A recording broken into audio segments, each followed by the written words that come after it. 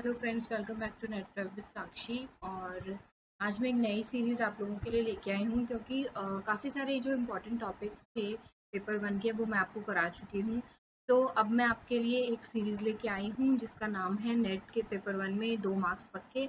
ये इसलिए मैंने सीरीज़ बनाई है क्योंकि ये मैंने कुछ एमसीक्यूज़ आपके लिए जो सिलेक्टेड एमसीक्यूज़ मेरे पास थे, जो मैंने अपने एक्सपीरियंस से कुछ अपने पास रखे थे संभाल के, वो क्वेश्चंस मैं आपको कराऊंगी जिससे कि आपको ये क्वेश्चंस ऐसे हैं जो आने वाले टाइम जो आपका नेट का पेपर है उसमें रिपीटेडली आते रहे हैं।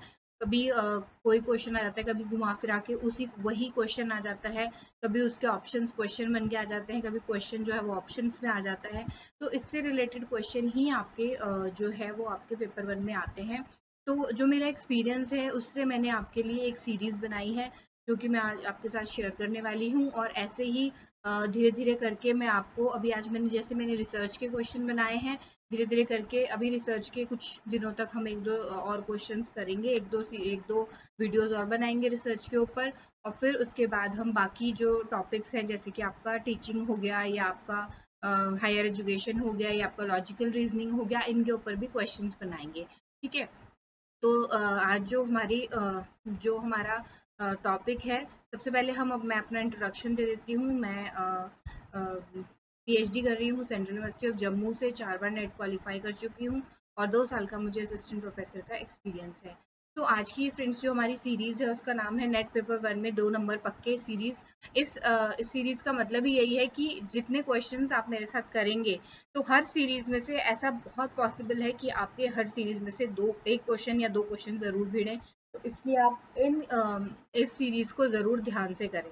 ठीक है। तो इसमें आपके क्या मैंने आपको दे रखे हैं, एमसीक्यूज या पीवाईक्यूज जो प्रीवियस ईयर क्वेश्चंस होते हैं, उनको विद एक्सप्लेनेशन मैंने आपको इसमें दिया हुआ है। ठीक है, इसमें कराया हुआ है। तो आज हम रिसर्च एप्टीट्यूड के कुछ क्वेश्चंस करेंगे। रिसर्च एप्टीट्यूड मैंने सबसे पहले लिया है क्योंकि ऑब्वियसली हमें रिसर्च एप्टीट्यूड सबसे पहले ही पढ़ना चाहिए, क्योंकि अगर आप पीएचडी या नेट की बात करें तो रिसर्च एप्टीट्यूड में सबसे इम्पोर्टेंट पार्ट है। तो लेट्स गेट स्टार्टेड। तो सबसे पहला क्वेश्चन है, an NGO conducted a study in a gram panchayat to see impact of mid day meal on enrolment of rural students in the government schools. This is an example of. ये question repeatedly अलग अलग तरीके से आता है। इसमें आपको अभी जैसे इन्होंने ग्राम पंचायत और मिड डे मील का एग्जाम्पल दिया है, कभी आपको कुछ और चीज का एग्जाम्पल दे देते हैं, तो वो उसमें हर बार ये पूछा जाता है कि किस चीज का एग्जाम्पल है। इसके आपके ऑप्शंस आपको दिखाई दे रहे होंगे, descriptive study, field experiment, ex post या फिर हिस्टोरिकल रिसर्च। तो फ्रेंड्स इसका जो आंसर है वो एक्सपोस्ट फैक्टो रिसर्च होता है। ये जो भी आप कभी स्टडी कंडक्ट कर रहे हैं, जो भी आप मतलब इसमें आप कभी भी ये जो आप ये जो चीज देखते हो, इम्पैक्ट देखते हो, वो हमेशा जब वो चीज हो जाती है उसके बाद ही उसको देख सकते हो। तो ये होने के बाद होता है, इसलिए इसको एक्सपोस्ट फैक्टो बोलते हैं। एक्सपोस्ट फैक्टो को मतलब जो फैक्ट जो हो चुका है उसके बाद, एक्सपोस्ट मतलब जो चीज हो चुकी है उसके बाद हम इसको कर रहे हैं। ठीक है। तो ये सारे जो भी है वो एक्सपोस्ट फैक्टो के ही एग्जाम्पल होते हैं।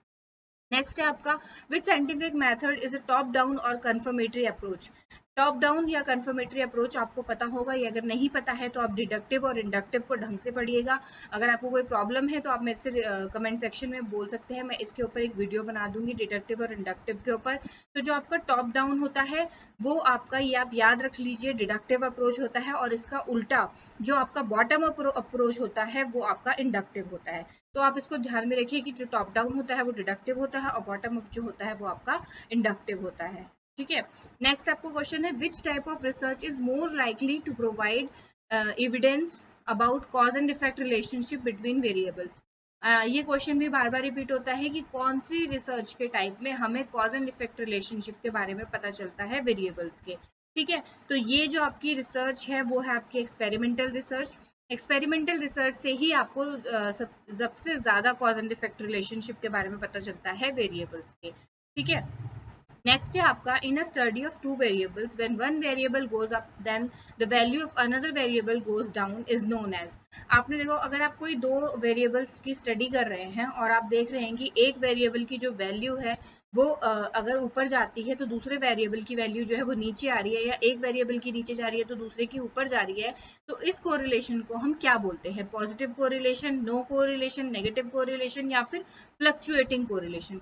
क्योंकि जैसा कि आप इसके फ्रेज से ही समझ गए होंगे कि ये एक तरीके का नेगेटिव कोरिलेशन है। नेगेटिव कोरिलेशन इसलिए क्योंकि ये दोनों एक दूसरे के ऑपोजिट हैं, एक ऊपर जा रहा है एक नीचे आ रहा है, एक नीचे जा रहा है एक ऊपर आ रहा है, तो इसलिए इसको हम नेगेटिव कोरिलेशन बोलते हैं। ठीक है, नेक्स्ट है आपका which scale is the simplest form of measurement. आपने अगर स्केल्स के बारे में नहीं पढ़ा है तो ये भी बहुत इंपॉर्टेंट क्वेश्चन बनता है आपका, या टॉपिक बनता है आपका नेट पेपर वन में। ये आपके आजकल जो है बहुत बार इससे क्वेश्चन आ रहा है कि जो स्केल्स हैं, अगर आपको इसके ऊपर वीडियो चाहिए तो मैं आपको इसके ऊपर भी एक वीडियो जरूर बना दूंगी।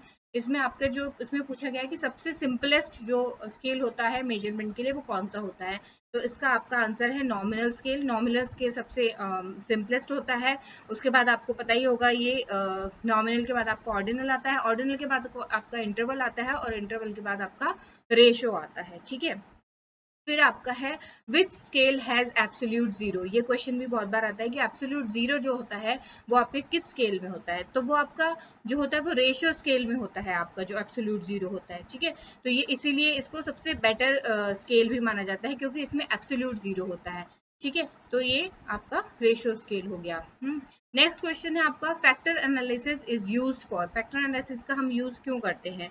To find the relationship between two variables के बीच में रिलेशनशिप फाइंड आउट करने के लिए, to know the difference between two variables के बीच का डिफरेंस फाइंड करने के लिए, cause and effect relationship find out करने के लिए वेरिएबल्स के, या फिर डिफरेंस अमंग मैनी वेरिएबल्स। ठीक है, तो इसका जो आंसर है वो है कि to know the difference among many variables. जब भी आप फैक्टर एनालिसिस करते हैं तो आप दो के बारे में बात नहीं करते, आप मैनी वेरिएबल्स के बारे में बात करते हैं। ठीक है, लास्ट आपको क्वेश्चन है अ मैनिपुलेटेड इंडिपेंडेंट वेरिएबल को हम क्या बोलते हैं? जब आपने देखा होगा कि आपके एक मैंने जो वीडियो बनाई थी, आपने अगर देखी हो पता नहीं, मैं उसका आपको लिंक दे दूंगी डिस्क्रिप्शन बॉक्स में, जिसमें मैंने आपको वेरिएबल्स के बारे में बताया था कि वेरिएबल्स क्या होता है, इंडिपेंडेंट और डिपेंडेंट वेरिएबल क्या होते हैं। तो इंडिपेंडेंट वेरिएबल वो होते हैं जिन्हें हम मैनिपुलेट करते हैं, और डिपेंडेंट वेरिएबल वो होते हैं जिनमें हम जिनके ऊपर जो मैनिपुलेटेड जो वेरिएबल्स होता है उनका इफेक्ट होता है, उसको हम चेक करते हैं। ठीक है, तो इंडिपेंडेंट वेरिएबल को जो हम मैनिपुलेट कर देते हैं तो हम उसको क्या बोलते हैं? उसको हम बोलते हैं एक्टिव वेरिएबल। ठीक है, तो ये आपके कुछ क्वेश्चंस हैं जो मैंने आपके लिए बनाए हैं, जो आई होप कि आप लोगों को ज़रूर हेल्प करेंगे आगे नेट के आने वाले पेपर में। तो अगर आप इस सीरीज को भी अच्छे से फॉलो करेंगे तो मैं आपको 100% बता रही हूँ कि आपके कम से कम 60 to 70 मार्क्स आराम से पेपर वन में आ सकते हैं। ठीक है, क्योंकि मेरे भी हमेशा 70 से अबव, 75 से अबव ही मार्क्स रहे हैं पेपर वन में। तो आप अगर इस मेरे एक्सपीरियंस से अगर आप कुछ गेन करना चाहते हैं तो आपके लिए बहुत अच्छा है। आगे आने वाले टाइम में आपको जो नेट का पेपर आने वाला है उसमें ये आपको बहुत हेल्प करेगा। और अगर आपको कुछ प्रॉब्लम है तो आप कमेंट सेक्शन में पूछ सकते हैं। एंड देखते रहिए net prep with Sakshi, and thanks for watching.